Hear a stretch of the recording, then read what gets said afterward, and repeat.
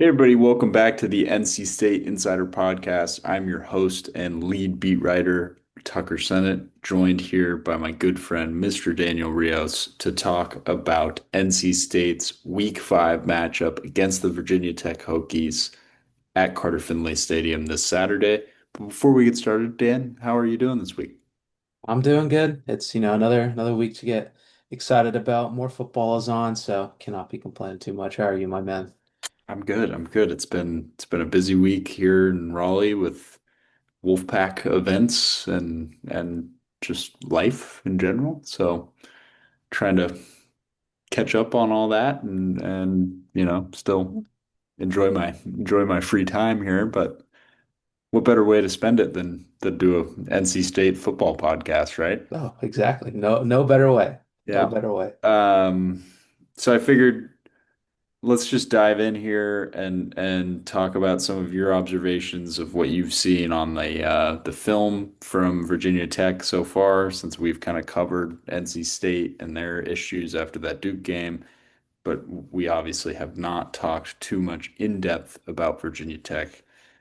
And Dave Doran said it. Most of the players have said it that we talked to over the course of the week, but it seems like this Virginia Tech offense starts and ends with the quarterback, Kyron Drones, who is a guy who came in to Virginia Tech, kind of burst onto the scene as a backup and really thrived in that red shirt. I think it was a red shirt freshman year, and then kind of has had expectations from that point on and has failed to meet them.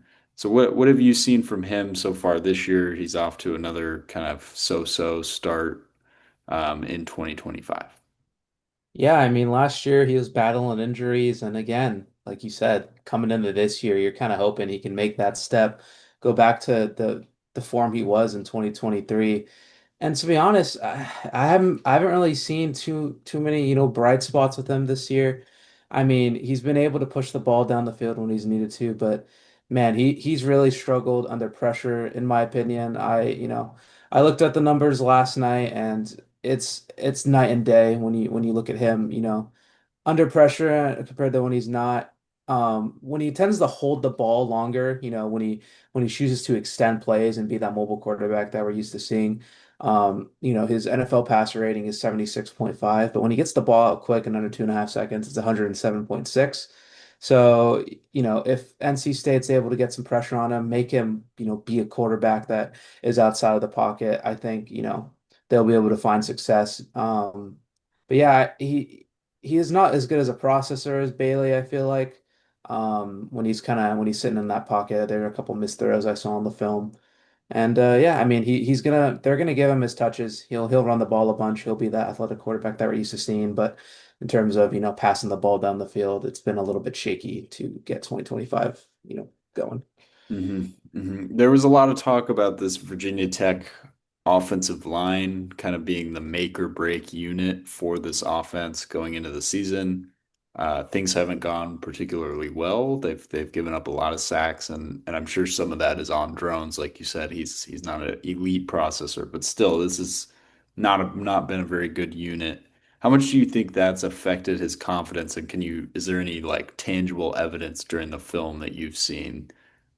Yeah, there's a bunch of tangible evidence in the aspect of you'll see against Vanderbilt. Vanderbilt blitzed him a couple times, and there's not even pressure, but he sees the blitz like it's like a slot corner blitzing, and he's already rolling out to the left, like he's already left the pocket. Yeah. So I mean, there's just a bunch of times where it speeds him up mentally. I feel like to where he's like, okay, I gotta go. When in reality, you sit in the pocket, and you'll something will uncover since they're blitzing. So.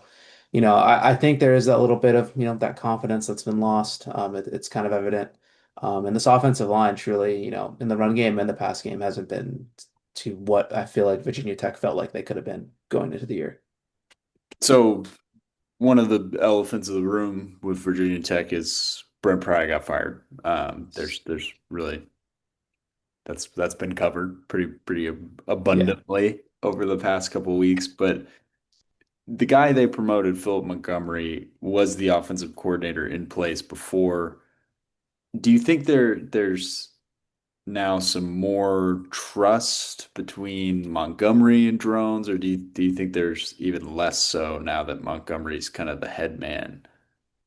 I don't want to ruin your thunder, but my headset died for the middle of that question, so you just got to repeat it real quick. Had to plug it in real quick. It's terrible. Repeating.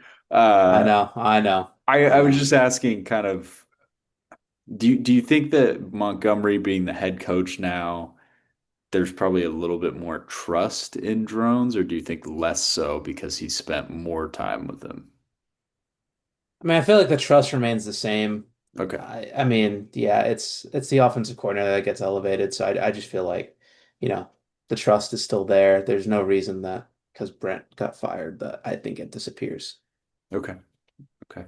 Last thing about drones and just the fact that this is an interim situation now. Do you think they kind of let drones off the chain a little bit now that they really have nothing left to lose?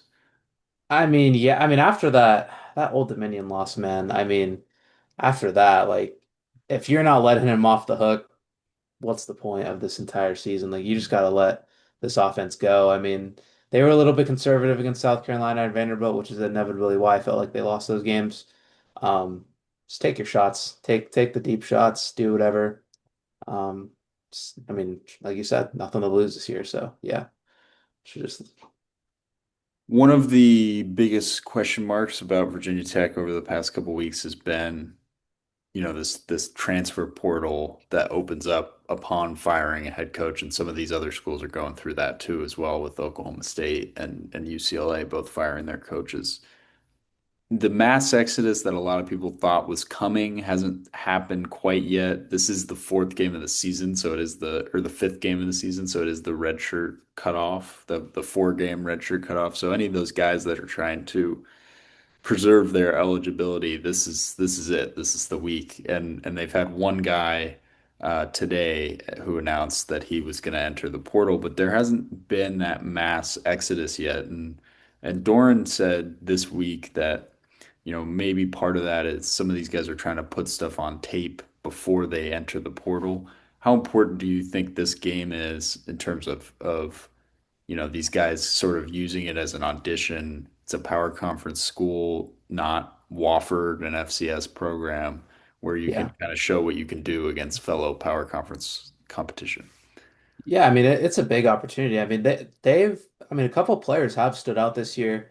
I mean that South Carolina game was close up until the fourth quarter. That Vanderbilt game was close until the fourth quarter. Like there have been players on this team that have really, kind of impressed me, especially on the tape. So I mean it's as competitors, any chance you get to prove yourself is it. But I mean I think this week in Raleigh, against the 3-1 NC State squad, I feel like yes, they're 1-3. Yes, they have an interim head coach, but at the end of the day, you're going to see some guys putting their hearts on that field to try to prove themselves and, to get that next paycheck in the transfer portal. So, I definitely do think that people may think that this team will lay down. I think it's going to be the opposite. I think you're going to see guys fighting, see guys, really trying to, prove their worth to another school. Okay, interesting. Um, as we always do when you watch the film, two players on the offensive side of the ball, two players on the defensive side of the ball that stood out to you. Yeah, so offensively, it's going to be Donovan Green. Big contested catch threat. He has 3 contested catches throughout the year. I wrote about him yesterday. Drones trusts him down the field. I expect him to, be able to kind of keep that up against NC State. NC State doesn't play as much man, so it'll be interesting to see who will be following him for most of the game. But we'll have to kind of see how that plays out. And then they don't really have their run game, like I mentioned, it's heavily dominated by drones as well. But when Marcellus Hawkins does get the ball, I have liked what I've seen from him. Like I mentioned to you, this offensive line hasn't been what you would have expected, and you'll love this stat because it reminds me of the Raiders a little bit. Hawkins has 187 yards on the on the year. 173 of those yards have been after contact, so Oh, he's not getting much room to run, but trust me, like he can do some damage if he gets a lane. He's had 15 forced missed tackles. Those are probably the two on offensively have really impressed me. Defensively, it starts with Ben Bell. I've liked what I've seen from him, edge rusher. He transferred into Virginia Tech this year. He's kind of that base, edge rusher that we've kind of seen. Kind of reminds me of Kean Sloan a little bit. Just has a little bit more power, I'd say. He leads the team in total pressures with 10, has 2 sacks, and he's, been one of those forces among the edge. And then Kamari Copeland, defensive tackle as well, is another guy who stands out to me. 8 pressures on the year. He's more of a pass rusher in the run game. Kind of gets a little bit overpowered, I feel like. But as a defense as a whole, I mean, this defense plays downhill, and Ben Bell and Copeland are two perfect examples of that. They're always chasing the ball, and that does, bite them a little bit because they'll get faked out by a little bit of motion here and there. But yeah, those are probably the guys who have stood out to me within watching, Virginia Tech so far. All right. Well, that's all I got in terms of questions, unless you had something that stood out to you on the film that you were dying to mention. But if not, that's what we got for our Virginia Tech observations here. Nothing too crazy. I mean, I this should be another game where I think NC State dominates in the run game.